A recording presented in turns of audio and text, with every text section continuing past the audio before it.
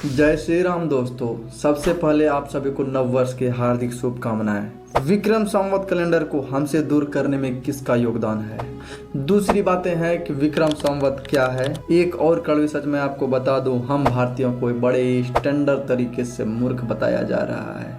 शायद आपको अप्रैल फूल तो पता ही होगा। हमारे हिंदू नववर्ष बहुत ही वैज्ञानिक है। हिंदू नववर्ष 15 दिन बाद चैत्र के शुक्ल प्रतिपदा तिथि को क्यों मनाई जाती है? एक चैत्र को हिंदू नववर्ष क्यों नहीं मनाई जाती है? इन सभी टॉपिक्स को हम डिटेल में इस वीडियो में कवर करेंगे। लास्ट तक बने रहिए इस वीडियो में, क्योंकि ये वीडियो बहुत ही ज्यादा रोचक और इंफॉर्मेटिव है। तो हमेशा की तरह आरंभ से प्रारंभ करते हैं। सबसे पहले हिंदू नववर्ष क्या है? विक्रम संवत यानी हिंदू नववर्ष की शुरुआत चैत्र के शुक्ल पक्ष की प्रतिपदा तिथि को होती है। विक्रम संवत का इतिहास क्या है? राजा विक्रमादित्य ने शकों के अत्याचार से बहुत सारे राज्यों को मुक्त कराया था। इसी विजय की याद में उन्होंने विक्रम संवत की शुरुआत की थी। विक्रम संवत उस दिन पर आधारित है जब सम्राट विक्रमादित्य ने शकों को हराया था। शकों को हराया, उज्जैन पर आक्रमण किया तथा नए युग का आवाहन किया था। इस संवत को नेपाल में भी मान्यता दी जाती है। ईस्वी सन और विक्रम संवत में 57 साल का अंतर है। भारतीय नववर्ष अर्थात हिंदू नववर्ष के बहुत सारे प्राकृतिक महत्व है। जैसे बसंत ऋतु की शुरुआत वर्ष प्रतिपदा से होती है, जो उल्लास, उमंग, खुशी तथा चारों तरफ फूलों की सुगंध से भरी होती है। फसल को पकने का अर्थात किसान को उसके मेहनत का फल मिलने का समय भी है। ये नक्षत्र शुभ स्थिति में होता है, अर्थात किसी भी कार्य को प्रारंभ करने का ये शुभ मुहूर्त होता है। इस प्रकार के बहुत सारी प्राकृतिक महत्व हैं इस नववर्ष के। इस नववर्ष को मनाने की मान्यता यह है कि इसी दिन ब्रह्मा जी ने सृष्टि की रचना की थी और विक्रम संवत का भी शुरुआत इसी दिन से हुआ था। हिंदू नववर्ष को लेकर कुछ और खास बातें हैं। प्रभु श्री राम, महाराज युधिष्ठिर तथा चक्रवर्ती सम्राट विक्रमादित्य, इन सभी का राज्याभिषेक इसी दिन हुआ था। शक्ति और भक्ति अर्थात नवरात्रि का पहला दिन भी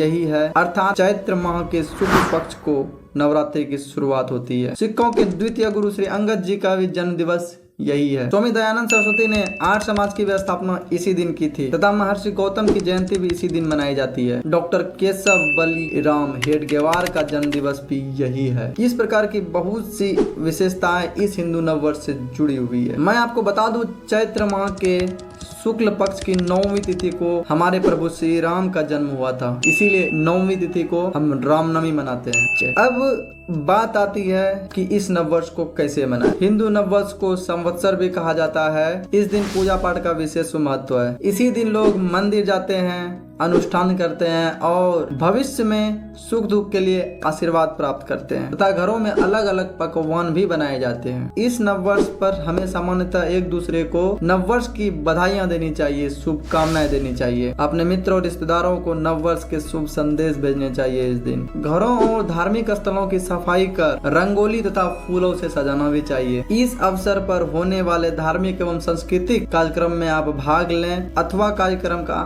आयोजन करें।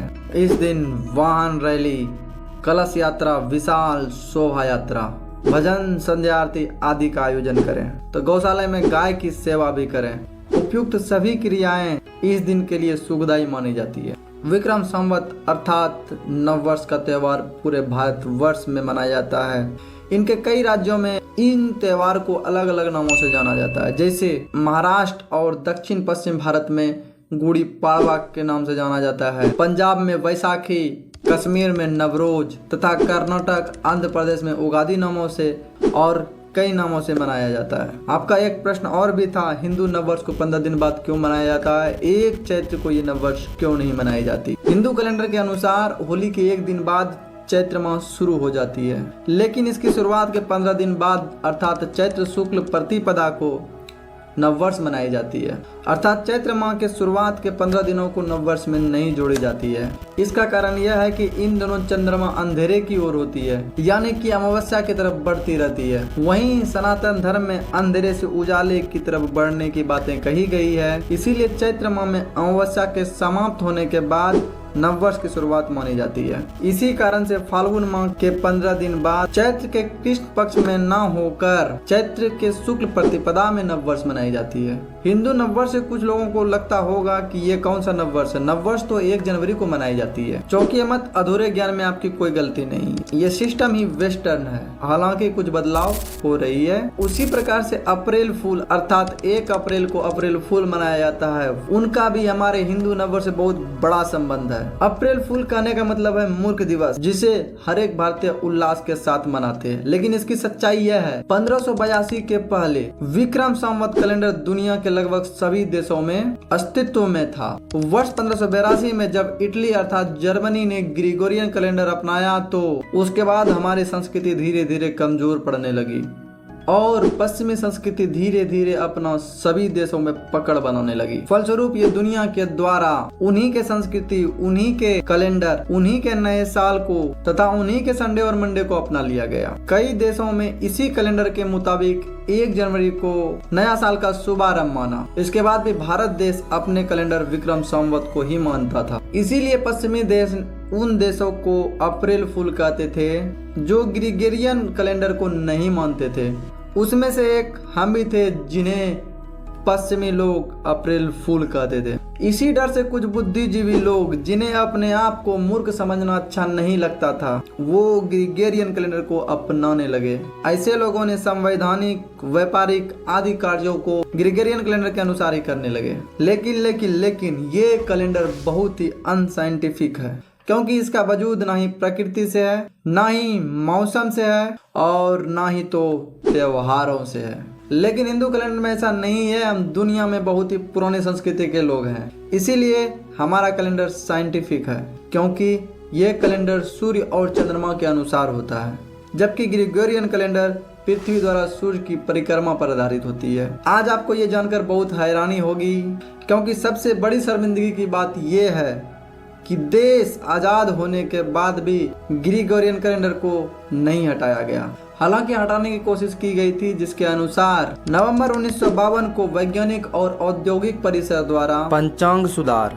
समिति की स्थापना की गई थी और इसी समिति को यह तय करना था, उसकी जिम्मेदारी थी कि हमारा ऑफिशियल कैलेंडर क्या होगा। इसी समिति ने वर्ष 1955 में एक रिपोर्ट सौंपी और विक्रम संवत कैलेंडर को भी अपनाने की सिफारिश की। लेकिन तत्कालिक प्रधानमंत्री पंडित जवाहरलाल नेहरू के आग्रह पर ग्रिगोरियन कैलेंडर को सरकारी कामकाज के लिए उपयुक्त मानकर 22 मार्च 1957 को इसे राष्ट्रीय कैलेंडर के रूप में स्वीकार कर लिया गया, जो अभी तक कार्यरत है। ऐसे भी भारत में चाटुकार लोगों की कभी कमी नहीं रही है, लेकिन सच कहाँ छिपता है। एक जर्मन दार्शनिक मैक्स मुलर कहते हैं, आकाश मंडल की गति, ज्ञान और काल निर्धारण का काम सर्वप्रथम भारत में हुआ था।